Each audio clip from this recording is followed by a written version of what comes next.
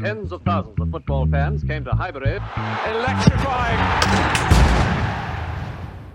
Yes, guys, welcome back to the Cannon Podcast and the main podcast on a Tuesday. How are you all? I hope you're doing very, very well. Just a couple of housekeeping things before we get started. Firstly, we have no George today, unfortunately. Still got some family issues. Wish him well. Just sending you all our love, George. Hope you're all okay. Leave some love in the comments. So I'm here with Rohan. Hello, Rohan. Secondly, FPL is still available. Can people still sign up? Give us the code, Rohan. Yes, they can still sign up, even though we've finished 2 game weeks now. You can still enter, and I think your points will still be taken from the first game week as well. So it's not a disadvantage of you coming in now. And the code is 51X8VM, and I'm sure we can probably put in the description the actual link as well. So yeah, it's on the community page on YouTube. Obviously, you can get it from what Rohan just said there. It's also in various places, I think, on our Discord as well. But yes, housekeeping out the way. Welcome back to the Cannon Podcast. How are you all? I hope you're doing fantastically well. It is a fantastic time to be an Arsenal fan. I don't think I've been so excited to do a main podcast for a long, long, long time. We've got Eze news to talk. We've got Hincapie news to talk. We've got a massive 5-0 win over Leeds to talk. There's so much going on, so I'm really excited to get into this podcast. Thanks all for joining us.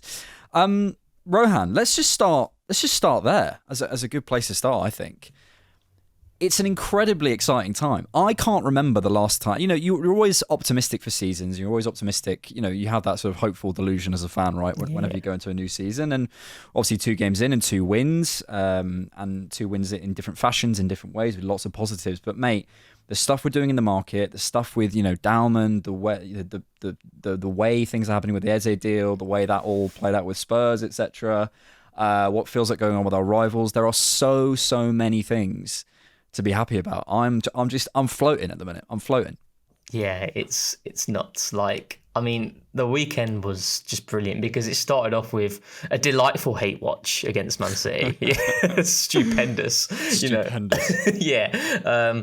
And then just travelling down for the game, and the vibes were just incredible. You know, like I'd say all 3 of us, me, you and George, we're glass half full type guys. You know, we're optimists, and maybe some may call deluded, but who knows? Maybe. But I think generally there's this feeling, like we've mentioned it many times now, you know, the Eze news, we spoke about it in length in 2 pods now, on TCP Live, and we also did an impromptu, me and George. But I think it's still very worth stressing just how big this signing is in terms of, I think, as you alluded to it, culturally, but also the fact that the Arsenal fan base is one that is incredibly difficult to please, you know, and that is an understatement. And I've not seen a player since Ozil, I would say, that everybody is like, wow, like this is massive. And it's not to say Eze is on the same level as an Ozil, but Ozil was a generational talent, right? You know, Eze is a fantastic player, but I'd certainly say there's a clear quality gap there between an Ozil and Eze. But I think just the whole journey and just everything that has happened in terms of where he was as a young boy, what he's done for Palace. We mentioned it in the TCP Live where, you know, Palace, if we look at them, what they had to go through post Elise, it was initially that Elise, Mateta, Eze trio, and it was fantastic. And then post that era of Elise going to Bayern Munich, it was then like question marks over what Palace could do. And it was Eze who took the responsibility, winning them the FA Cup with the all-important goal. And just now it feels like, you know, this is a 27-year-old. That whole journey has came back to where it started. And everybody can resonate with that. And you could feel it in the crowd. And the announcement video, oh my God, the announcement video. I think that's the best announcement video I've ever seen Arsenal do, because it's the emotion attached to it. You know, there's other announcement videos that we've had in the past of Aubameyang, of Rice, etc. But you don't feel that emotional attachment to it. With the Eze one, and I'm pretty sure he was crying in the video as well. It just gets to you. And when he came out in front of the crowd, honestly, it was goosebumps, and I should have teared. Genuinely, I didn't think I would, but because you were there. What was that moment like? So, as you know, at the Emirates, the signal is awful. You can't. So I didn't actually see the announcement video when it was announced because it was around 5 p.m. And I was just making my way there. So I knew that he had signed. I saw the notification pop up, but I wasn't able to see the video. So then they put the video on the screen, and that was the first time I saw it. I thought, oh my God, and the music and everything. And then he came out, and everyone was on their feet, and you could see him how shocked he was. And imagine us feeling like so we can't explain that emotion. How must he feel walking through that in that stadium, everyone on their feet? And by the way, great shout from Mikel in terms of getting rid of the tunnel. I just think there's a difference there where he comes out. And I was so emotional, And sometimes that can work against you before a game, right? Because all the attention is on that specific moment. And I'm just glad that we were able to put in a solid performance as well. But yeah, the feeling was, I don't know how to explain it. It hit me. And I'm not someone who was born in London. And imagine people who've grew up, in London, etc. And the feeling that they would have got from that, and I felt that. And I'm sure everybody watching at home would have felt it as well. So yeah, it's fantastic. Man, it's so funny, like trying to summarize. And I think Eze actually says this in his video. Like sometimes there are feelings that like words almost ruin it. Like you're trying to put words to something that actually can't be described. It's just a feeling. And mate, I've teared up at like almost every single piece of Eze news. I was a fan of Eze before he signed for Arsenal, and that's how I feel. It's like a fan. Like I can't imagine for his family. He talks about in the video 20 years ago, whenever it was, when he was a 13-year-old kid. No, that would have been more when he got released. But basically when he got released from Arsenal, his whole family did a prayer to say to like come back to Arsenal and like that this moment would occur, and to do it in the way it's happened. Like I can't fathom how that must feel for that. And he keeps referencing God, and whether you believe in God or whether you believe in a higher power, obviously that's up for you to decide. This is a football podcast, so let's not go there. But it truly sort of for me makes me go there. Like it makes me go like there's certain stories that feel written, predetermined, preset in some way, and this really did feel that way for me. It's incredible, man. And I think also just from Arsenal's perspective, I've said this before in a couple of pods, and I think I said this to you on TCP Live recently. We are such a well-drilled machine. We're going to get on to our defenders, and we have every single defensive profile you could possibly need, and everyone is a brilliant technician, everyone is a brilliant jeweler, everyone knows how to handle their bodies, etc., etc. We are, as a group of players, so well thought out, and as a team, I think we could possibly be accused of certain things, and we have accused of us being maybe slightly conservative and maybe slightly, even that first half hour at Leeds, which we'll get to. If we're going to critique Arsenal, it always comes back to we don't quite have the magic moment. We don't quite have the feeling that quite gets us over the line. Maybe we're a little bit boring. Maybe we're a little bit safe. Maybe a little bit stuck in our ways, and this is why, with everything this story, with everything this Eze transfer makes so much sense to me, and feels like it gets me saying phrases like this is the missing puzzle piece, which I never would normally do because it feels like such a big statement to say one player is going to be the missing puzzle piece. Well, hang on a minute, we've got Saka, we've got all these players, we've got this brilliant game model, we've got this brilliant manager, this brilliant stadium. Why is this one person going to be the answer? Well, what if he's the one thing you feel like the team is really missing, really lacking? And it's energy and momentum and that feeling that you felt in the stadium, that sense of like, wow, I'm connected to this, and this feeling. It's funny because it might not have happened without Havertz. It might not have happened without that phone call, and that's why to me I come back to this feeling of a sense. It's like a sense of like it being predetermined or something. I want to talk the sort of the Ian Wright aspect of it all. Firstly, there is a petition out there for Ian Wright to get a statue outside the Emirates. I think that is. He deserves so many flowers, not just for the Eze thing and how well he did that piece of content, which you should go check out. It's an amazing interview, and you can see how comfortable Eze is. You see how much he understands what this means to him, and it adds so much to it. He's such a brilliant ambassador for Arsenal in every sense, on the women's side, on the academy side, and also something that I love, and I said about Thierry Henry before. He finds meaningful ways to be involved beyond just going on Sky and BBC, whatever. You can hear he's talking to the players behind the scenes. He's mentoring. Thierry Henry was having conversations with Saka the morning of the Real Madrid game. That's what I want my legends to be doing. And I think, please go and seek out that petition, because I think that should get its time in the sun. But that video, I want to get your reaction to it, because I just absolutely loved it. I absolutely loved it. And I think it's, as I say, it goes back to that same feeling. It's everything Arsenal are missing, that connection. And I just thought it was a brilliant piece of content. I think I've listened to it and watched it maybe 50 times. Like, even after a 5-0 win, my mind is on that. It's on that video and just watching it back. And Ian Wright's fantastic, as you alluded to, in terms of what he does for the women's team. He's been following the women's team ever since it's made this rise to it getting so much more coverage now. It was Ian Wright there alongside what Arsenal have been doing in driving that up, and you're seeing that become a lot more prevalent across other women's teams as well, and it's getting a lot more coverage. And I just think, like, the thing that you mentioned about the message and how both Wrighty and Titi, they look to always do that. That message that he gave to Eze, I don't think people will realise how big of an impact that could have on Eze, because it's kind of like, great, well done for you to be here, but now it's time to show why we wanted you and prove your doubters wrong in terms of why like very early ages. I'm sure Eze would have still felt that hurt of Arsenal rejecting him very early on in his career, irrespective of the attachment that he has to the club. So now it's kind of proving those people at that moment in time that you were wrong to do that. And I think there's just so much motivation there for him.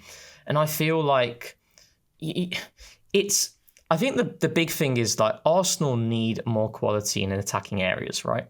And we've added quality in Gyökeres, in Madueke, but we've all said it's been contingent on an Eze, or a Rodrigo, because it's that spark and that ability in the final third to make things happen.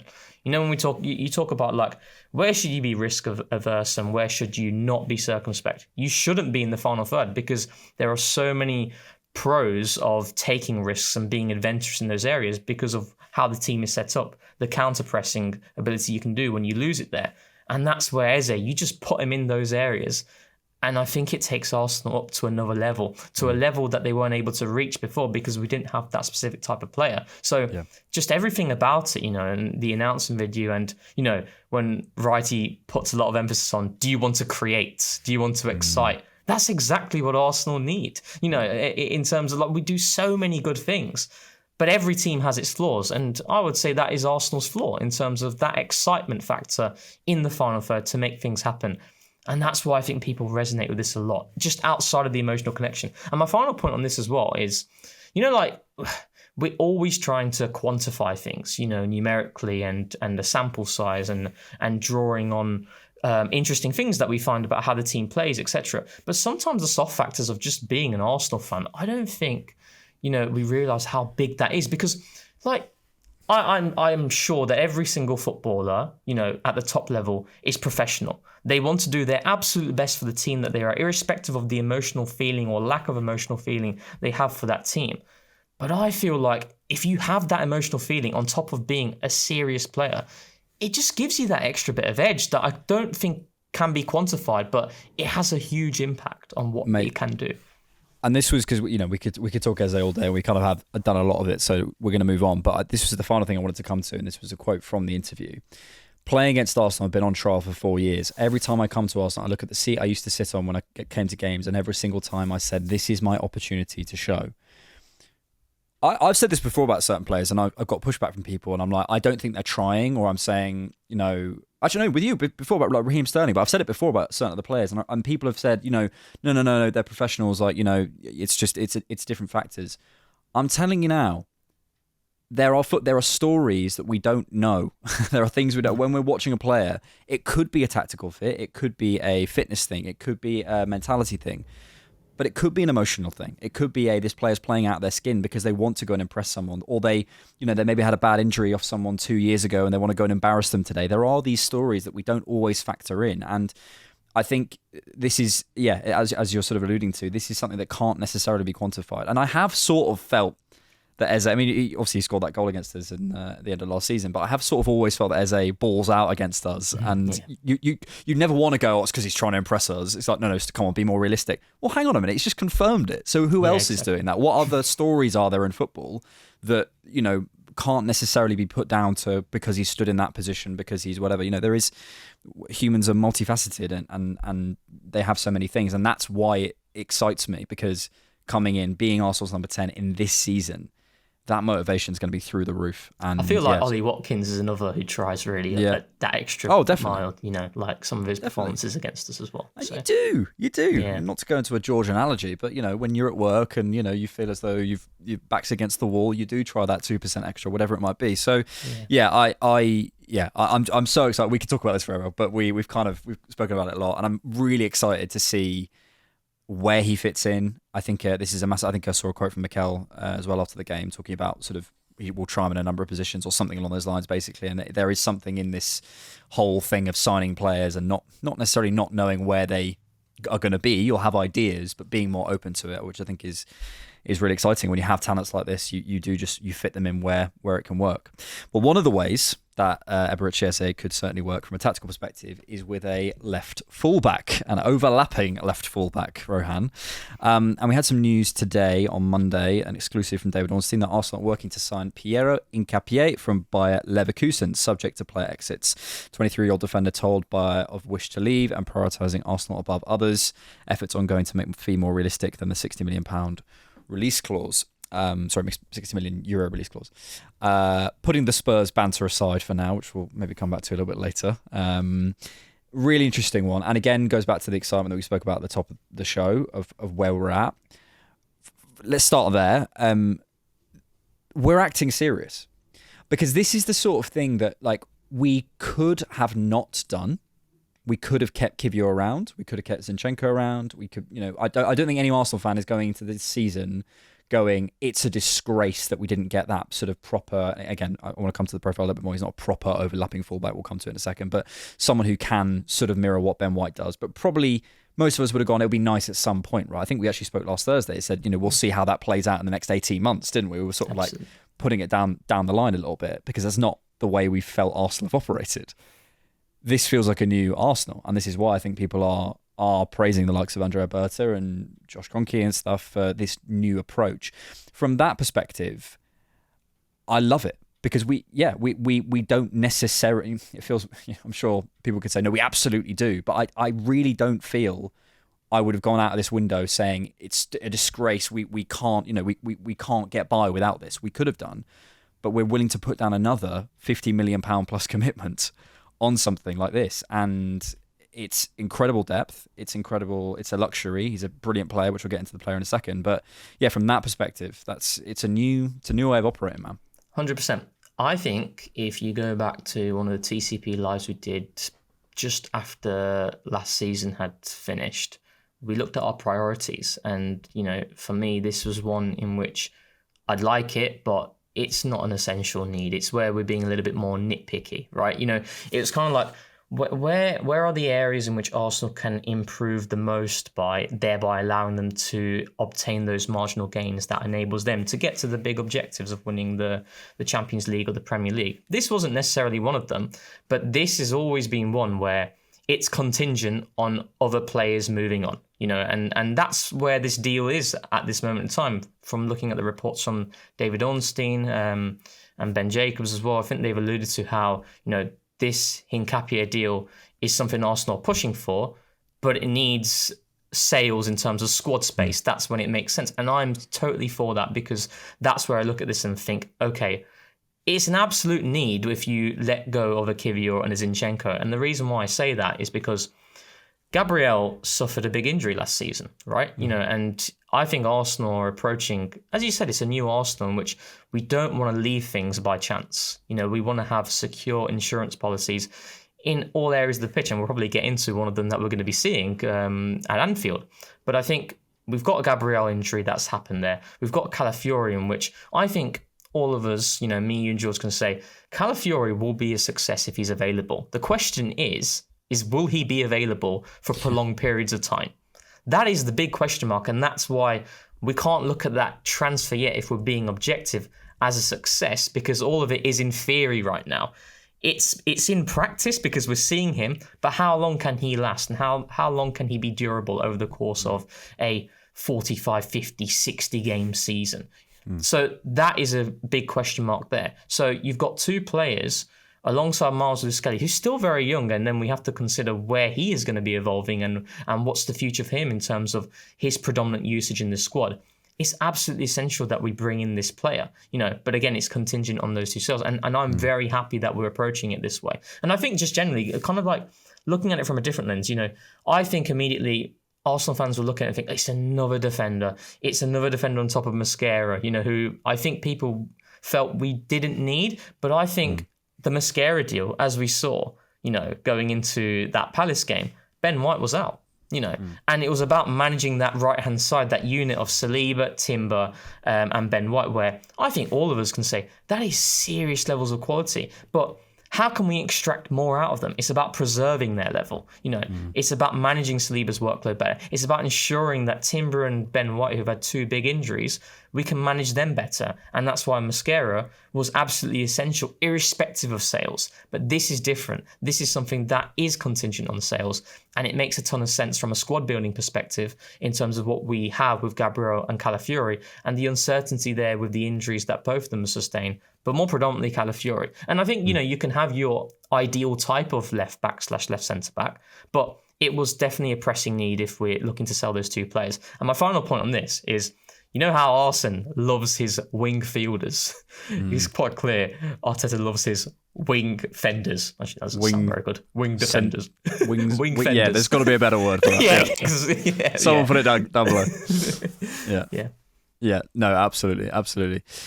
Yeah, but it's funny because the Arsenal of up to sort of 2019, I don't think would have even been in these conversations. I think the Arsenal sort of post 2022, I would say, probably wouldn't have done this deal and would have left Kivior and Zinchenko probably around and said, well, there's probably representing value. Here we're going, no, we've already broken our transfer record and we're going to do this as well. And it depends on getting those sales out. But I probably would have expected both Kivior and Zinchenko to be confirmed to leave the club before we even thought about a replacement. It's a proactive way of doing things, and also with Hincapie as well. I think I'm right in saying that this is sort of something he's communicated to Bayer Leverkusen recently, that he wants to leave, and then we've basically pounced, and it's that opportunism, which I think again we haven't always shown. So it's many aspects here, and I come to it, mate. A right side of your defence containing Benjamin White, Jurriën Timber, Christian Mosquera and William Saliba, and a left side of your defence containing Pierre Hincapie, Ricardo Calafiori, Miles Lewis-Skelly and Gabriel Magalhaes. That's got to be the best in the world. How many are we conceding? Yeah. It's unbelievable. And I think you sort of make a point, why are we signing another defender? But realistically, from that group, we have already lost Kieran Tierney and Takahiro Tomiyasu. Just because they weren't available doesn't mean that they weren't players on our books. Exactly. Just because they weren't playing for us. And if we're losing Kivior and Zinchenko, that's 4 defenders. So the fact we've actually only signed 2 is, you could argue maybe we need more, and I don't think we need more. I think also what this frees us up to do, from a final point on the sort of the squad building, is the one thing I've maybe felt in the squad building so far is, and we spoke about this on Thursday, didn't we, with the DM. If Zubamendi's out, would I be happy with Norgard there for like long term? I'm not unhappy with it, but it's a question mark. If this frees up Lewis-Skelly to have a bit more time as a 6, I think this is a great thing, and I do think the club see him there long term. Yeah. But again, it's a proactivity. The club's seeing there long term. It's not a kind, and we're pushing him to do that now because we're going to support you with signings, rather than we're going to stretch him between 2 positions. He's not going to, sort of have the support. We're going to run him out at left back constantly because we've all seen those situations before where we've not handled these situations well. We're providing support in both positions, and then Miles can be there if he needs to be there, if that's where the club wants him to be, rather than having to cover all around or not getting the minutes as a 6 because there's no one to support him as a left back because Calafiori's injured, etc., etc. So it just gives us that freedom, which I'm really pleased about. Let's go to the player himself. Neither of us, I'll speak for us both, neither of us are world experts on him. I'll give you my very, very initial thoughts. I think I try not to overlay the sort of the stereotypes, but he is a very South American type defender in terms of the aggressiveness. You can see that straight away. He goes to ground a lot, which is possibly a concern that I have, and we need to have a look at that. We're going to have a scouted episode of that on the Cannon podcast this week, so check that out. In the air, very strong if you look at his numbers, especially compared to fullbacks. He's always going to have the technical fundamentals. I think he gets a lot of touches for Leverkusen, very deep. And I think the exciting part, from what I've seen, I had to seek this out because I'd seen probably 3 or 4 90s of Leverkusen, but without watching him just him. It's if a that big makes difference, sense, that isn't it? which is a difference. Yeah. So I'd seen him, but not seen him, and I've probably now seen, I don't know, 5 or 6 comps and probably 3 or 4. You know, on X when they have like games, it's like Hincapie versus someone. Yeah, so I've seen. So that's not loads, but I've seen a decent amount. I've actively sought it out. So this could be affecting my image of him. I think he does have the capacity, that kind of Ben White capacity, to make those runs. And I saw this from Jarrell Hato. He's another one you kind of have to look at it and go, can he do that? I think he does have that. And he also has quite an impressive crossing variety, to be fair. There was a lot of those whip crosses, there was balls to the back post, there was balls to the penalty spot and stuff. So from that perspective, as you say, it's a very Mikel Arteta defender in many senses. But I get it. And look, is Mikel Arteta ever going to sign Kieran Tierney Mark II? I just don't think so. So whoever it was going to be was always going to be a bit like this. So I think this makes sense to me. Just to add on that point, right? I feel like, the incessant push on like overlapping. I don't really buy it too much. For me, I think it's a lot more simple than that. If you can run, and if you can cross, that's enough. Yeah. Like, and from what I've seen, right? Like Ben White, for example, Ben White was not an overlapping fullback.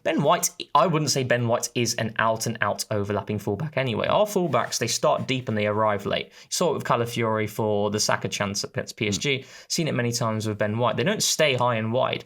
Yeah. We will never be that team. We'll never be that sort of team. And I don't think I'd want us to be that sort of team personally. So that's why I say, if you can run and if you can cross and you have a different levels of crossing in terms of deeper crossing, in terms of arriving on the run, then that's more than enough. And from what I've seen of him, he is very quick and he has a good delivery in him. That's more than you can work with that a lot. Like, for example, Gyökeres. I think people are looking at the Gyökeres type, the Balde type, as like Arsenal absolutely need that.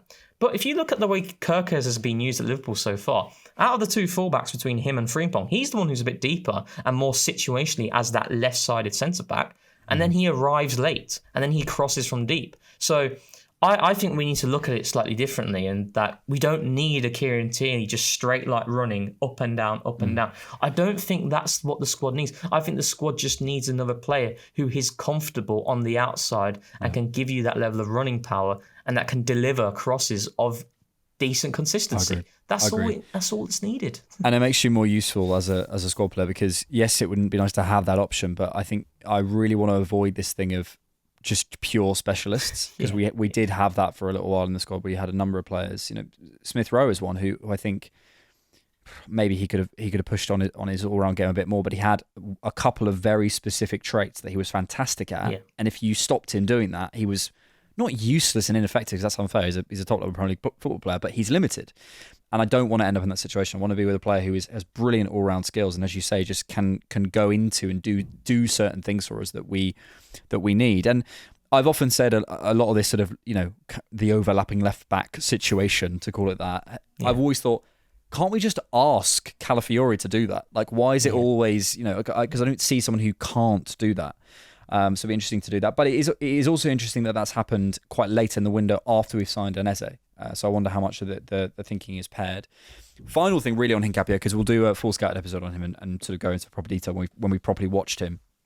We're not going to sit here and pretend we've watched him. It's one of my biggest... It's the worst, isn't it? Biggest pet peeves. Was almost a world expert on them within 10 minutes. Yeah, all right. And do you know what it is as well, Alex? Like, just as you allude to, like, for example, when I watched Leipzig, I watched Leipzig for Benjamin Sesko. So then when people ask me about Xavi Simons, I was like, I know Xavi Simons. I need to rewatch it. You don't generally look at it. You don't look at that specific individual. And that's where it's different, isn't it? So I can't stand that. So we'll definitely come back to that. But just from a final perspective, I think I'm right in saying Hincapie has missed, and I'm on his transfer market right now. I think I'm right in saying he's missed 2 games in his professional career. Oh, really? And this carries on. He's 23, so this isn't Mosquera who's missed none. He's had decent seasons of sample here. It's another example of availability being the best ability, and this being a big thing. I mean, whenever I say that phrase, it's ironic with the Leverkusen connection, I think of Xhaka, and I just wonder how much of Xhaka's success in football just comes down to the fact that he's always available. So durable. It's literally like that's got to be a massive factor. Yeah. So remember when he had that big injury in 21-22, like at the start of the season. I think it was against Spurs. He might have gone. You will, I won't. But no, you remember it. So he was. Xhaka was set to be out for like 6 months, and he came back in free. And it's that durability is so key. I feel like maybe Mikel has been scarred by certain players being constantly unavailable, and having the availability, but also I think he puts a lot of emphasis on young players who have played a lot of football. Like Mosquera racked up the most minutes out of any under 21 over the past 2 seasons, so you can say he's still young and he's raw, but this is a guy who's already played a lot of top level football. And Hincapie, 23, he's even more established than a Mosquera as well. So and you can mold these players as well. At that age you can mold them into whatever you want them to be. So no, it's huge. It's huge. Obviously, we're a few days on from the Leeds game, so we're not going to go through a sort of item by item, breakdown of that game. It was a fantastic game, 5-0, obviously. What do we want to come back to that? What have you not seen necessarily discussed? Because I think you've got some sort of thoughts on the game that you wanted to share, right? Yeah. So again, it's the tactical segment, isn't it? The nerdy part of the Here pod. We go. So, like I've mentioned it in the previous pods as well, but I think it's important to reiterate them again for the viewers, because then it's kind of like, it's repetition. It's happening on and on and on. So it's both on and off the ball. Off the ball, again, I mentioned this to George. I've mentioned this a lot on my platform as well, on X, where I think you are seeing Arsenal going through this transition of pressing a lot earlier within their block. If you watch the Leeds game, you'll see it. So, like last season, as I mentioned before, Arsenal set up in that nominal 4-4-2 zonal block. So when the opposition is in their set shape, they're away from goal kicks, and they're looking to play through us, we're trying to stay a bit more compact, moving side to side, not allowing the opposition to play through us. And we'll only press with the right moment. So that's a poor back pass, a player who's not good on the ball. Those are specific triggers. What you're seeing now is Arsenal not sitting in that shape. They're going earlier. They're pressing from the front, and they're getting the wingers a lot when the opposition is set up in the back three. The wingers rival the outside centre-backs, and they're pressing out to in.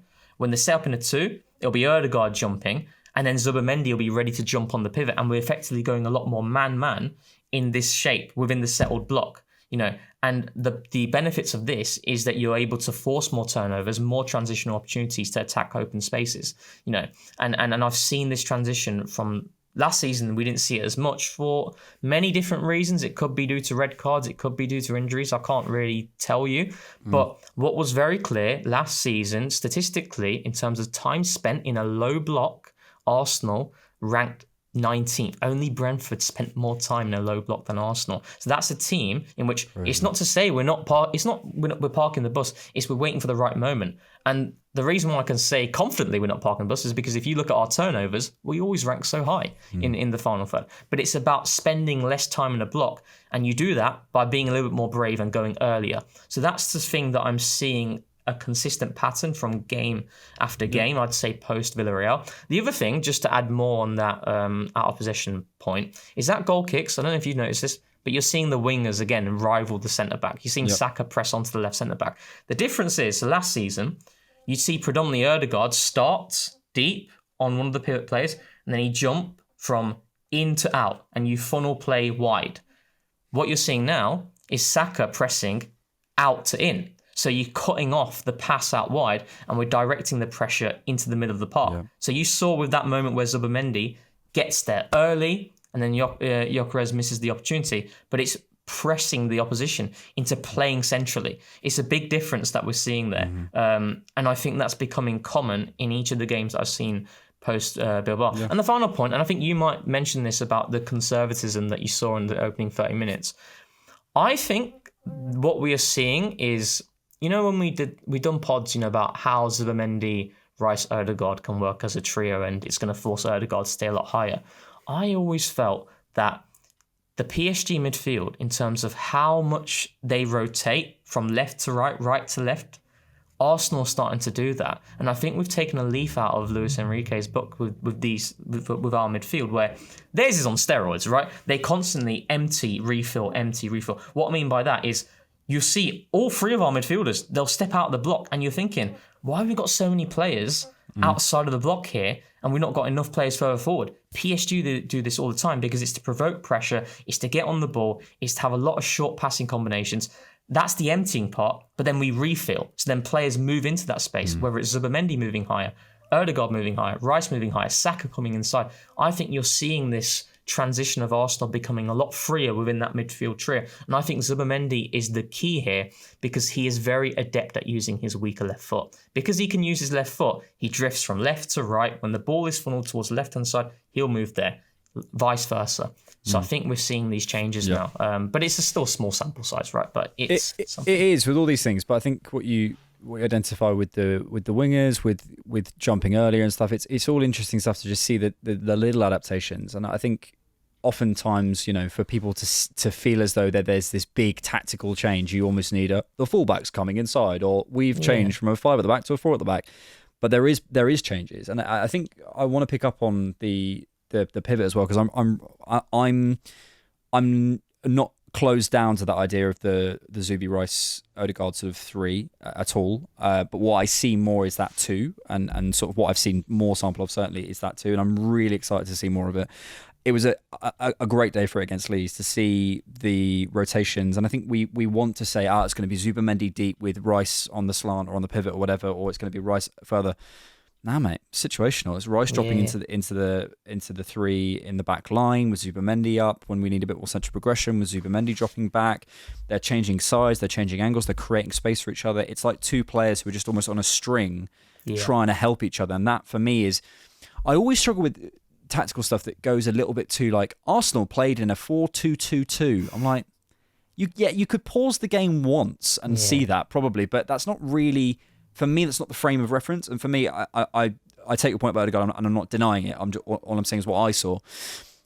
I see those 2 literally just on a string with each other, just moving around constantly aware of each other, scanning to check where they're going to be, to create that next pass up, to block off a passing lane for someone, whatever it might be.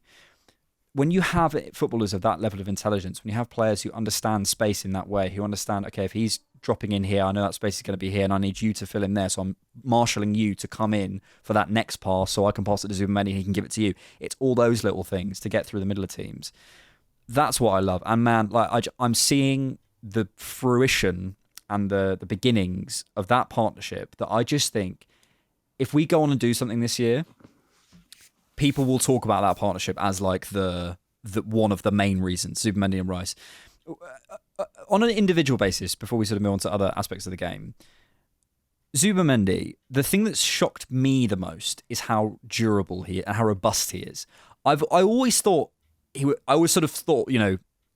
going to be a bit more like that because he's a Mikel Arteta midfielder, but the level to which he is our player who is snapping into tackles, who is jumping forward, front-footed, who is going into things, who's winning it back, obviously, for the goal, etc.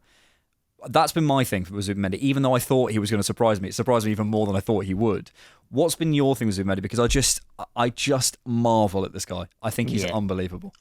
I think, to add to your point there, I'd say if you asked any Arsenal fan, 2 games in, and Zubamendi shines. Let's just say that. Zubamendi shines. What do you think would have been the most noticeable quality of him? You'd certainly say something on the ball, wouldn't you? Yeah, tempo or metronome. Something like that. Yeah. It's been more off the ball, hasn't it, in terms of how quick he is to jump. And I do think in terms of these changes you're seeing off the ball, Zubamendi is a big driver there because he's so snappy and he's so sharp to get there. Like the amount of times he cut off passes on Saturday was crazy. Like there was 2 times where he plays it forward and he underhits it both times, but he wins it back both times, and he covers the ground. So I think that's certainly been a big thing for me. I've always felt that he wouldn't need long to adapt because he's been educated within positional setups, and you're seeing that in terms of the spaces that he occupies and how he's teaching others. You'd think like others are teaching him. He's teaching others in terms of where to stand. But the thing that I love about Zubamendi, and the thing that has caught my eye, is these first time passes after he receives. And again, like sometimes they are underhit. We saw it a few times against Leeds.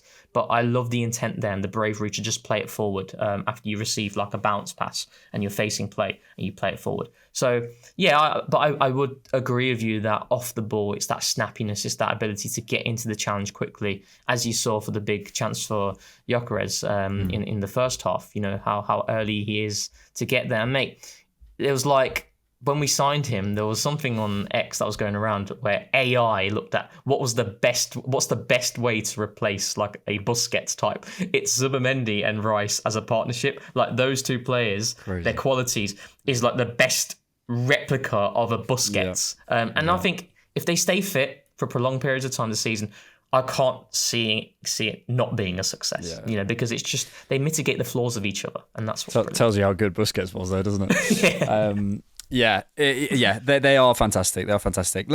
I'm really curious to see how all that tactical stuff sort of develops over the season. Obviously, we're only 2 Premier League games in, but once we're into 3 games this season, I think we'll start to see what's really, really shifted and what's sort of situational and game wise. 2 more things will come to questions and 2 individuals that I think we should talk about. First is Viktor Gyökeres and second is Max Dowman. Yeah. I think, look, we do content and we say stuff and things happen, and ultimately I've just got to say what I feel, and I think people on the instant reaction got me wrong, and I think sometimes, as people will hear, I will say I think I said something wrong. For example, when we did the first episode, I think I got something wrong, but I kept stressing on the instant reaction. I don't think this was heard by certain people. The thing with Gyökeres, he does a lot wrong, but when you leave the pitch with 2 goals, it doesn't matter. It really doesn't matter. And I don't bring up the things that he does wrong to slam him, only to say that that's what I see, in the same way that I saw a lot that when Eri got wrong positionally on against Leeds, I saw a lot that Ødegaard got wrong, I think that tempo-wise, even though he was brilliant against Manchester United. I have to say what I see with players, and I'm not going to ignore stuff like the back-to-goal stuff. And this is the most important thing, and this is why it frustrates me that I'm accused of having some agenda against Gyökeres. I don't care. If he scores 2 goals for me, that is all that matters. And I think against Leeds, that was really the thing that came home to me. I was like, that really is, in the end, what a striker is to do. And I think I probably have spent a decent amount of time, and I think it will hurt us. That's my prediction. It will hurt us in other ways down the line, which is why I bring it up. But in games like this, you see the value of having a striker like that. And ultimately, even if it does hurt us down the line, even if I end up being right, which who knows, let's find out, it might not matter, because actually someone made this point to me next, I think it's a brilliant one. The teams that we've struggled against, the teams that I look at, say, your PSGs in the Champions League or Liverpool or whatever, and hopefully we get Havertz back soon, really those haven't been where the margins have been lost from a goal scoring perspective. We've managed to. It's been the 0-0s against Everton, the 1-1 against Fulham. It's those sorts of games where I think of Viktor Gyökeres, even if I see issues, can show us something. And if this goal scoring record translates, man, it's exciting. What was it like in the stadium? So I've rewatched it. It was a typical Gyökeres performance from what I've gathered about the player, and after I did my due diligence, eventually to watch him. I think we all shared like similar concerns, but maybe like I wasn't too concerned about the concerns. I'd probably say that, but you be yourself, Alex, and continue to be yourself, and you will be yourself.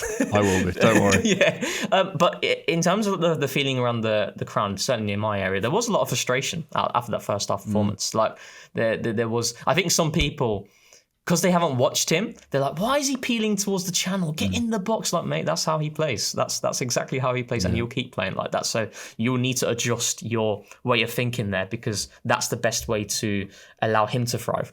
And I think for me, the reason why I say it's a typical Gyökeres performance is because in terms of a footballing sense, he is not the prettiest in terms of his actions. And one of the big things I said after my rewatches is like, Gyökeres could have like 8 actions in a game and 5 of them can look really like, oh, goodness me. It's just like against Man United where 1v1, right, you're in space now, you've stood your man up, let's go. And it's quite clumsy what happens. And you saw a few moments of that in the first half. At the same time, you saw a few moments where he did really well, where he forced throw-ins and he forced fouls, etc. But the back-to-goal play, I don't think that is something that is going to really improve by tenfold with Gyökeres. And I don't think it necessarily needs to, because it's not the type of player he is. He'll need to improve in that aspect, but I'm not overly concerned by that. But the thing that I took away from my rewatches, and again, that's very relevant to this game, is he is incessant. He'll keep going. And what you saw with that goal is a textbook Gyökeres goal in terms of the trigger where we provoke the opposition onto us. Calafiori sees quickly, and I think you retweeted that post about that scan. Yeah, and he plays it straight away, and then it's about Gyökeres in that space, in the channel, similar to the De Ligt moment, against Man United, where in that situation, it's quite clumsy. In this one, it's, wow, that's very impressive, And that's exactly what he is as a player in this moment in time. He will frustrate you, but he is lethal in those scenarios, and he will scare defenders in that sense because he will keep going. And even after that, there was some better actions that he performed. There were also some pretty bad ones. It's just the type of player he is. Yeah. But what I will say, the big positive is, obviously we forced that turnover that allowed him to have that big opportunity in the first half. But really and truly, a 5-0 win, we didn't create a lot for him in terms of clean opportunities where he just has to tap it in. So he created this goal really for himself in isolation. And that I think is very important, and why there's still a lot of potential here for the team to improve alongside Gyökeres and to give him more opportunities where he doesn't need to work as hard for a goal as he did for that situation. So, but I'm buzzing for him because I want this tap to work out so much, because it's kind of like the ugly duckling in the footballing sense, where you look at some of the other centre forwards in the league, they're a lot more aesthetically pleasing in terms of their touches, in terms of how they flow and the game and the feel for it. I'd love for Gyökeres to succeed in his own way of sheer determination, hard work, being resilient, being alive, and showing striker-like instincts. That is what he has, and that was a big positive for sure. I thought it was really important for him. Important for him, like those goals, and even the fact that he was never giving Max Dowman that penalty, was he? He was never doing it. So I was in the North Bank, where I had the perfect view of this. So I was watching it. Everybody went to Max Dowman and was like, "Well done, mate!" Pat on the back. I was watching him. He was like, "I do not care. Give me that ball." Care. And that's and again, it's what you learn about people, right? And that we haven't had that. Yeah. We haven't had that, and. Yeah, man. Look, you always have to say what you see, and I always will, and people will get bored of it and whatever. I don't really care. I will say what I see, but what I also see is someone who, again, it's in the specific scenarios that Arsenal have struggled, might have some answers for us, and that's what I'm excited for. Because I'm not, a game like we sort of spoke about some on the instant reaction as well, about sort of Arsenal being a team who kind of take their foot off the pedal a little bit. Sometimes it's like 2-0, and we don't always go for the jugular. Viktor Gyökeres will go for the jugular, and that's something that we haven't had. So it's exciting. Just my final point on this, and I think again, about I saw your tweet about it. Okay, we're 2-0 up now. What are we going to do now? We're going to keep going and continue to stamp our authority in it. And I think that is linked to the change that you're seeing in terms of our pressures when we're in a block and we're looking to go earlier. Yeah. But I think with Gyökeres, the thing for me with him is. And it's really interesting in how it changes. Like against Man United, he's the worst striker that's ever lived in terms of discourse. More hair flicks than touches, etc. And then you come to the Leeds game, it's like, he's going to be the top scorer. He's going to score 25 plus goals. Yeah. Just give it time, and just give it time. Flip. There's going to be like peaks and troughs, and this is just a player who needs to adapt to us in certain aspects. I don't agree to this idea in which Arsenal just need to keep firing that ball into the channel. That's not the case. But it's about having that balance between the team adapting to Gyökeres, but at the same time Gyökeres adapting to the team. And by the way, in the press, I thought he was a lot better than what we saw against Man United. So that's a big positive. Much earlier, which is great. Yeah, I think as his fitness grows, I think he can have much more influence. So yeah, it's exciting. It's really exciting. We will come to Mr. Dowman as a final place before we go to the questions. Max Dowman making his Premier League debut, second youngest ever player. I think we were trying to give him his debut last year, but we weren't allowed.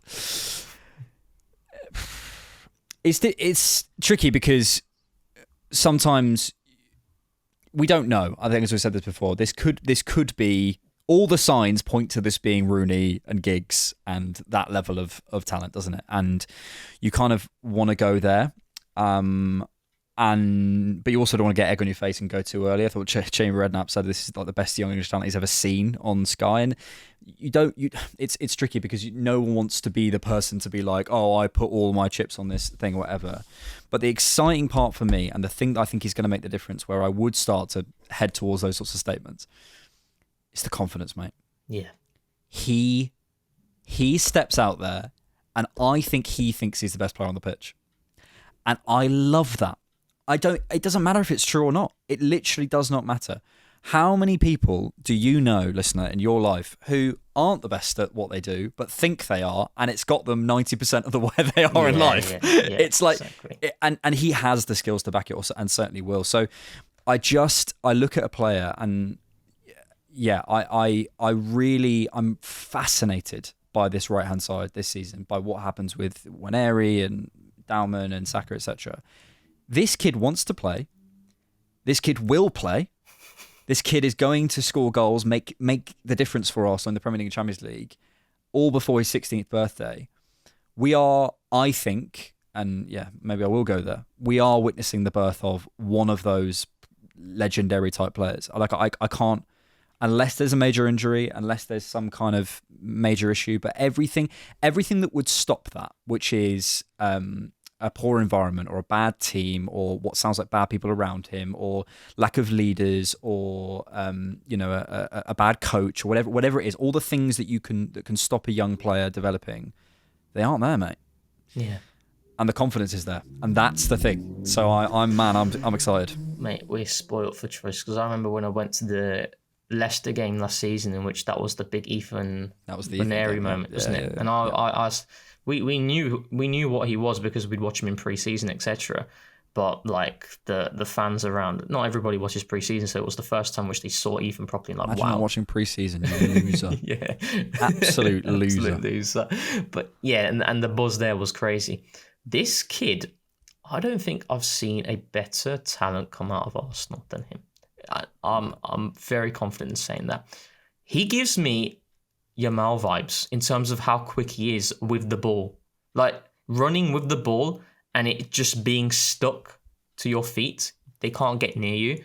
That's a ridiculous trait to have. And you know that point that you make about like this, there's super clever people. It's like in school when there's a guy there who he doesn't need to revise for the maths exam. Mm-hmm. He's just going to get 95%, whereas you're there revising, like putting in the hours in, and your ceiling is capped at like 70, irrespective of what you do. Yeah. That's what it is with Max Dowman. He's like, he has all the talent. The only thing that stops him from succeeding is the uncontrollables, which is injuries and you know, in terms of how he is as a person, I'm not going to say I don't know how he is, right? But you know, these are things that, you know, we don't know that could prevent him from succeeding. But from a talent perspective, this is a crazy baller. And I was shocked that he came on at that time. I genuinely thought that Mikel was gonna just give him like the odd 5 minutes, the odd 10 minutes. Half an hour, mate. He's half an hour. That was the moment I thought, okay, this is serious. He might play against Liverpool. He might come on against Liverpool. That's how crazy this is. And I think if he came on for the last 20 minutes against Liverpool, I think he could impact the game. Does something for us. Yeah, and that's all that anyone cares about. Every player, every manager, they just want you to impact the team. And do you know what's crazy, Alex? Just quickly, when he won that penalty, I didn't even get like the buzz, because I know he can do this. I got the buzz when it first happened against Newcastle, you know, when Joe Linton found him. It's like, wow. And then it happened again against Villarreal. Mm-hmm. And then it happened again now against Leeds. It's the same thing keeps happening. Then you feel like this is just normal. But this is not normal. This is 15-year-old. We've got the 15-year-old Yamal, mate. I'm going to say it. Well, this is kind of what I was getting at the beginning. It's like everyone's so scared. I think because we're Arsenal fans, we've seen Wilshere and Diaby, well, not through the academy, but, you know, Wilshere, then Fabregas left, and we've been burned by the academy, right? We've been burned by players coming through, and, you know, they're going to leave us and all this sort of stuff. We don't want to think we have that player. But what if we do? Like, what if we do? Like, be a football fan, have some fun, like, enjoy it. Like, we've got this talent. Yeah. The Jamie Redknapp thing's very big because he said, I think on Sky Sports, he said when Max was 9 or 10, he said at that moment he's the best talent that he's ever seen. Yeah. That was when he was then. So he's not shocked. So, yeah. Mate, it's so exciting. And I you know, we're probably going to get some comment, you know, Guy, exercise some caution. If we were on a Barca podcast and they just brought a 15-year-old Lamine Yamal on for half an hour, and we look back and said, oh yeah, we asked to exercise caution about Yamal. We don't know. No one knows. So I think we have to try and view it through an optimistic viewpoint. And because of what I said, all the things that stop you being, you know, when Yamal comes through, is Messi at the club still? What, Barca? Just left, maybe. But yeah, as in Yamal was coming through at Barcelona. Was Messi still there? Messi. No, I don't think he was. I think he just left. Yeah. Even just stuff like that. It's like if Messi's in your position, there's nothing you can do. But even, I'm not suggesting that Saka's going to move immediately, but there's positions for him in the team. We're not the best team in the world. Like there are places he can play and there's positions he can play. So, man, it's crazy. Yeah, I'm really, really excited. Let's go to questions. Thank you all for your questions. As always, you can get priority access to questions on the Discord, which you get access to by becoming a Patreon or a YouTube member. Directors, we have our Directors Box phone-in on this Sunday, the 31st of August at 8 p.m. after the Liverpool game. We do want to get you some voting rights, but for example, we're going to do that more during the season because, for example, if we ask you to vote for a scouter this week, I imagine most of you will say Hincapie, so we're going to do Hincapie. And also, we are going to get the Tactics Corner out to you. George is having some issues, as we mentioned, so we'll get that as soon as we can. So thank you all for joining us on the Discord. Let's go to Ichigo, who says, if we sign Hincapie as well, would this be Arsenal's most successful transfer window ever? And transfer window evidence, right? And could you see it being the most impactful window Arsenal have ever had? It's always dictated on what you do at the end, though, right? Isn't it? In terms of the objectives hit. If Arsenal win the Premier League, then I'd say yeah, for sure. Like, because we've not had a window in which we come out of it and thinking we've addressed every single hole. Regardless of the player and your preference, I don't think anybody can come out of this window and say, we've left ourselves light in this position, or we could have done a bit more there. Maybe from a quality standpoint, because I don't think everybody's preferences would have been some of the forwards that we have signed. But at the same time, I think, I'd certainly say this is. Yeah, it is, isn't it? In terms of the volume of work and the deals that make sense, it absolutely has to be if we win the league. We're going to end up, I believe, doing the most business in terms of incoming players. I think it's since 2011-12. I'm just going to look that up. So in terms of volume of business, and if we remember the squad being short, etc., I think you can say, well, good, but actually, we've got Zubamendi, Eze, Gyökeres, Madueke, Mosquera, Norgard, and Kepa. So if we go and sign Hincapie, that'd be 8 players. And the last time we got 8 players over the line, I'm looking this up a couple of weeks ago, was 11-12. So this was Chet Ox, ironically, Mikel, Gervinho, Mertesacker, Santos, Chuyong Park, Jenkinson, Joel Campbell, and Jose Benayoun. But even there, Jose Benayoun was alone, and 4 of those are under 10 million euros. So that wasn't, I think, and if you adjust for inflation from that, I think this is obviously a much bigger financial commitment and the different level of player that we're signing. We're serious. We're really serious. And you always have to judge in, I don't like when people, it's okay to reassess your priors, but I don't like when people misremember almost, or maybe do remember but try and change it, what they said at the time about certain things. I said at the time, last summer, I was like, it's fine. I would have liked to forward, but I think it's okay. Like, I would have liked to forward, but it's okay. I think I said it was like a 7 or 8. We both backed us to win the league, didn't we? Yeah, backed us to win the league, 7 or 8 out of 10. It ended up not being the right thing. And that's fine. It's okay, because Raheem Sterling doesn't work out. Mourinho comes in. Calafiori doesn't have the impact that we have him because we wanted because of the injuries. We get massive injuries to Kai Havertz. It happens, right? So it all depends.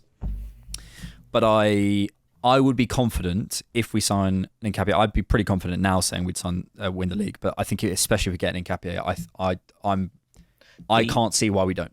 Yeah, and the beauty of it is the blend in terms of players who are for the here and now, and the blend of players who are there for the future and future-proofing the squad. We've mentioned it many times. Like, we can all put a lot of pressure on Arsenal to win the big honours this season, and that's totally fine and totally fair. But we still need to be able to be in a position that we can operate sustainably, and I think we're doing that. I genuinely think our spending on the Mikel has been fantastic. I will debate this with anyone in terms of the players that we brought in. Yes, there are a few who have been flops, and yes, there are a few who injuries have unfortunately led to the entire financial outlay being, poor resources, if you could say it like that. But overall, the spending has been fantastic, and like I said, I think this window, not every single player is what I would have wanted, but everything makes sense, and that's the beauty of it. So, and it's left us as a squad, so 5 subs in both games so far. I think we'll see that continuing. Such a deep squad, players who left out the squad who are fantastic footballers, but ultimately just can't get in the team.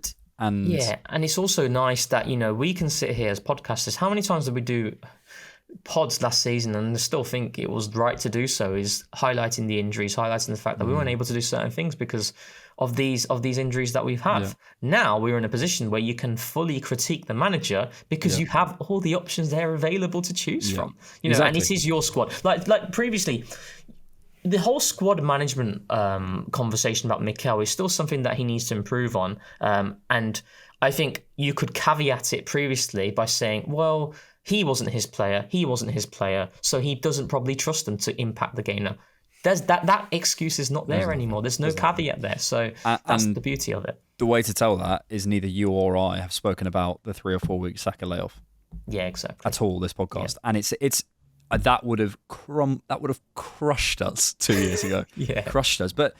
And it's not necessarily to say that Madueke is the perfect replacement or he doesn't have issues, but it's the fact that we have Eze, we have Gyökeres, we have other players coming in who we can say, I'm looking at you now to go and stand up for me and win me the game, and that's only been Saka. So it is a blow, but equally, I think I saw someone say earlier, Chelsea have like 6 players out, Spurs have like 4 players out already. Everyone's going to have injuries. It's just the era of football we're in. I don't like it, but we've now prepared the squad, and as we weren't prepared last summer for it, we've now prepared the squad to deal with it better. And we've got to see what happens on the pitch. Yeah, it's financially incentivized, isn't it? So you're just going to keep getting more and more games. It's not going to stop, and that's the unfortunate part of it. I think also, just to answer the question finally, I think in terms of success, let's not know, but in terms of we can't know, sorry, but in terms of intent, this is the best window Arsenal have ever had. Just intent-wise to what we're trying to do, and it's not just the big money or whatever. It's what we specifically needed and what we went out and got. As you say, I think there's a few players here and there, the Norgards or whoever, who I go, could we have done something slightly better? But when you look at that spend and that window, it's sending a message, mate. Yeah. And the final thing I'll say, it puts us in an unbelievable position contract-wise. I'm assuming Zinchenko moves on. I'm assuming Sambi moves on.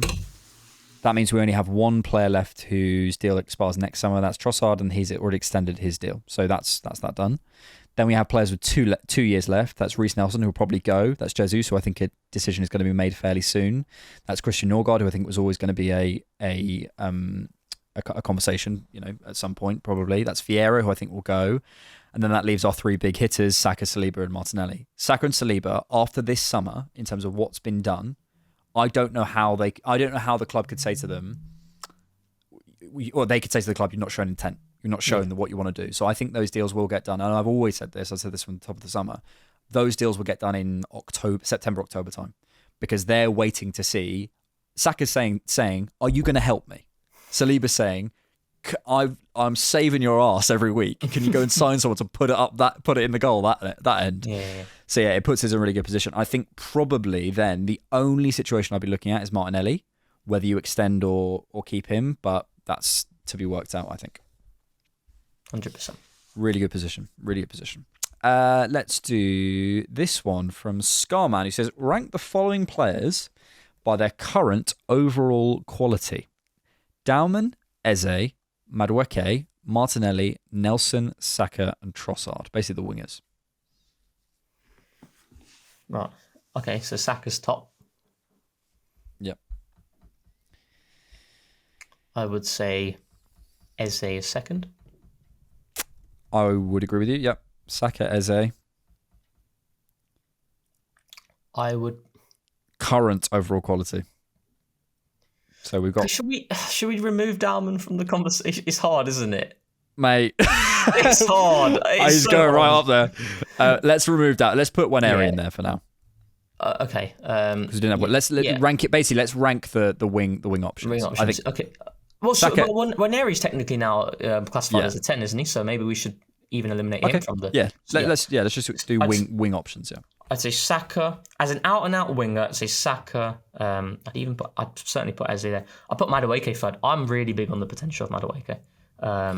Is he someone? And I thought this because I was watching some like pitch side footage. He might be someone that people at the game respect more than people on TV. Because I was watching some pitch side stuff, and just the way he moves, he looks better from the side. Yeah, he's a workhorse, mate. So like against Man United, one of the big things from my rewatches of Madueke is that this is a proper workhorse. You cannot have any qualms on his defensive attitude. Yes, you could argue, against Ahmad, Ahmad skinned him like 2 or 3 times.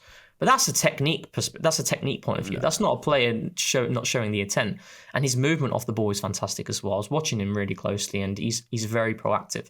I put Madueke right up there. I think Martinelli is a different type of winger, unfortunately. So that's why I put him a little bit lower.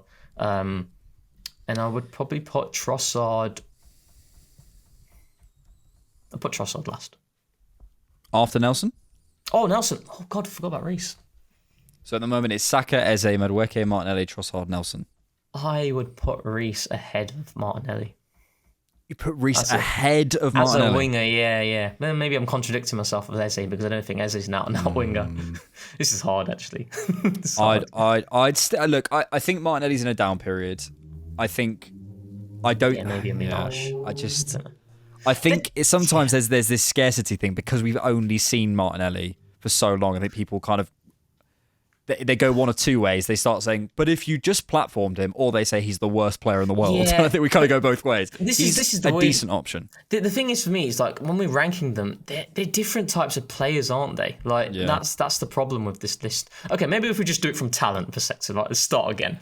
Saka, yes, the wingers. Saka, Eze. I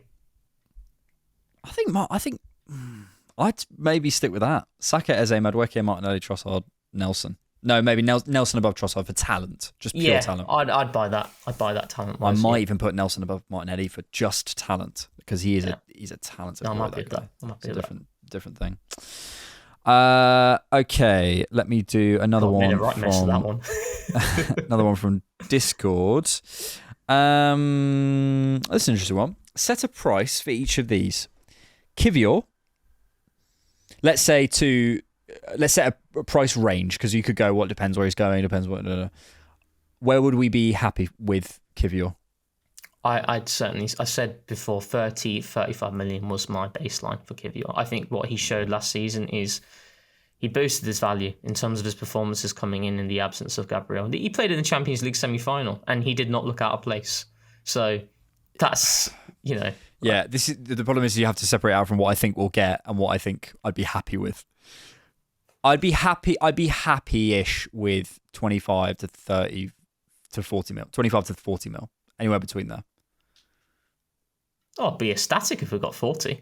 No, as in, you'd be happy-ish at 25 and be ecstatic at 40, but as in, your upper and lower bounds. Upper and lower. Zinchenko? 10 million. Yeah, mate. If we got 10 to 15 mil, I'd be all right with that. I'd be ecstatic even with 10, to be honest. I think it's just a player who needs to go. So he's got a year left on his deal. He's not playing. He's not in the squad. I don't think we're even going to get 10. Yeah, it might be. It's so crazy to me. Summer 2022 was he after Jesus our second most maybe after Saka? Jesus, Saka, Zinchenko. In terms summer, of I'm talking summer 2022 in terms of importance to the team. He's certainly not saying our best player. Yeah, most important. He's certainly up there because, if you look at who he was competing with, it was Kieran Tierney, and unfortunately, we would not have been able to make the evolution and the systematic change in the absence of Zinchenko. So yeah, his impact was massive. So crazy. Yeah. Lokonga. The problem is it's supply and demand, right? I'm not seeing anybody come for these players. So again, but what would you be happy with? Right now, with a week left to go. Yeah. 5. Yeah, 5 to 10 mil, something like that. We're desperate. I'll take that. Yeah. And then let's do 2 more. Vieira and Nelson. Vieira, I'd take 15 to sort of 22. Yeah. I'd love that. I think we'll probably get less. Again, these are all what I would love rather than what I think we're going to get. And then Nelson, I'd love to think you get 10, 15 mil for him, but I think it's going to be more like 8, 9, something like that. It'll be around that. What's really annoying, actually, is the fact that I'm looking at West Ham and I'm seeing how they play. I'm seeing their players and thinking, you could do with some of these guys. You'd actually cook so much more if you had a Nelson, if you had a Vieira. And it's in London. West Ham's in London. I don't see why I don't think there should be a player stumbling block here, unless they just don't want to be living in England, or I generally think that can be a factor sometimes. Yeah, it can be, and that's why Kivior. I think we'd be able to recruit more money if Kivior was willing to stay in the league. So yeah, but mate, we just need to get rid of them. Moving on to X. Even if Hincapie comes in, says Jack Socials, does Mr. Gosh still arrive before the window shuts? You know what I found out today? Rodrigo's agent. Any guesses? I'm just gonna assume Kia dropped you. Is it? Oh god! Certainly from one report I saw. So that might be why that deal isn't happening. If you don't know the Kia disruption story at Arsenal, you can look it up. But I have a feeling agent fees is what's preventing this. That's my gut feeling about this. Yeah. There is that guy who is still on X, still absolutely convinced it's going to happen. So. Oh yeah. It's one of those guys though. It's one of those guys where if it doesn't happen, it's like, blame the club. You know, your club didn't want it. Your club didn't do enough to get it over the line. That's why you can't nail your stuff to the mast in the transfer window, because stuff changes constantly. Constantly. If Havertz hadn't got injured, we wouldn't have got Eze. And if we haven't got Eze, who knows if we've got Hincapie, because they might have thought we need Hincapie now, because anyway. It's crazy, that butterfly effect from Havertz's injury. It's actually nuts. It's crazy. I don't think we'll get Rodrigo. No. But I think we can win the league. The thing is, so actually, here's a question from Theo on X. Am I the only one who thinks that the £300 million, if we sign, I think it's actually more, if we sign Hincapie, could have been spent much better? No superstar in attack still, apart from Saka. Sure, I love Eze, but is he an Isak, Leao, Musiala? No. Good window still, but could the money have been spent better? I think ultimately, Theo, firstly, don't be so toxic and negative. No, I'm joking. No, it's we're all in that kind of heady space, right, where everything's great and everything Arsenal, we're going to go win the league. But there's going to be times where we have conversations about this window, and I'm sure even in top 10 transfer windows of all time where teams go on to win leagues, there will be a player or two. I'm sure there's Man City windows over the years where they've signed someone and they've gone on to win the league, but they've also signed whoever and it hasn't worked out. It happens, right? So there's always going to be better ways to spend money, I'm sure. The question is this enough for us, in my opinion, to go and win the league? And I would say yes. So I think, therefore, it's kind of there's your answer. But secondly, on the superstar thing, my feeling with this, and I would have loved, obviously, I loved an Isak. I would have loved a Musiala or someone. Who has moved who isn't called Florian Wirtz, who's a superstar? Yeah, exactly. So that's my issue. It's like Rodrigo hasn't moved. Isak hasn't yet moved. I don't know how that resolves, and if he moves, then I'll be annoyed because that's frustrating. I would have said because of the way it's played out, I'm less frustrated because it will happen right on the deadline, and we had to get our squad together, but I will still be frustrated because he did move. Beyond Florian Wirtz, who I think would have improved our squad, obviously, who has moved, who I believe is that level, the Saka level. We have to remember what Saka is. He is a £150 million superstar talent. I think an Eberechi Eze can have a level of impact that is superstar for a couple of years, but I think Saka is a superstar, right? So, yeah, that's my feeling. Is like, I understand it. Even Leao would have provided us moments. I spoke about a player who comes in as a YouTube player, right? He would have given us maybe what Arsenal need. But again, that superstar signing, I don't think it's that. So I don't put Leao in that category personally. See, it's difficult for me to be too angry, and therefore when we come back to because we're going to rate the window obviously at some point when it's all said and done, I will have to say something like a 9 because it isn't perfect. But how could the club have got a 10? I don't know. Do you know what I mean? It's like exactly. So then maybe it's a 10. Maybe it is a 10. It's me, perfection can never be established, never be achieved. But I think.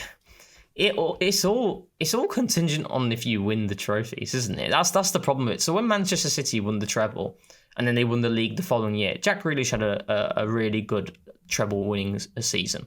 But then the following season they won the league. Jack Grealish wasn't good, but was there anybody talking about that? They're only talking about it because Manchester City didn't win the league last season, and they're looking at the entire outlay and thinking, "Wow, that was not good use of funds." Yeah. It's all dependent on if you win the trophies, and it's compounded even more by Arsenal because of what we've been doing over the years. So it's going back to the Gyökeres thing, right, against Manchester United. Worst striker in the league, poor, etc. after that game. Best thing since sliced bread now. It's the constant yo-yo effect that you're going to be seeing. If Arsenal play Liverpool next week, and Gyökeres has a game that's similar to Man United, you're going to see the same sort of thing. And he's going to go back to the fact that, was this good use of funds? Shouldn't it have been used somewhere else? Unfortunately, that's the society that we live in now, and in football. And that's fine. It's just ultimately trophies is the way people view it. Trophies will change everything. I'm looking at so City's transfer window, the year they won the treble, was Erling Haaland, unbelievable, obviously a success. Calvin Phillips. Sergio Gomez, Maximo Perrone. Was there a better use of funds? I'm sure there was, but they won the treble. They don't care. This is my point. And then when they don't win the things, that's when you go back to thinking, well, was this the right thing to do? Yeah. Or was this the right thing to do? If Arsenal win the league and Gyökeres scores 10 goals, I'm telling you, most Arsenal fans will not care. That's how football is for a lot of people, isn't 100%. It? But if Gyökeres scores 10 goals and Arsenal don't win the league, then it's the question marks, isn't it? Bro, and this is obviously we spoke about Gyökeres today because he was a talking point because he scored 2 goals. But I don't want to have to go back over whether it's Gyökeres or Norgard or Madueke. Or I don't want the conversations. It's genuinely just boring. We've done it now. We move forward.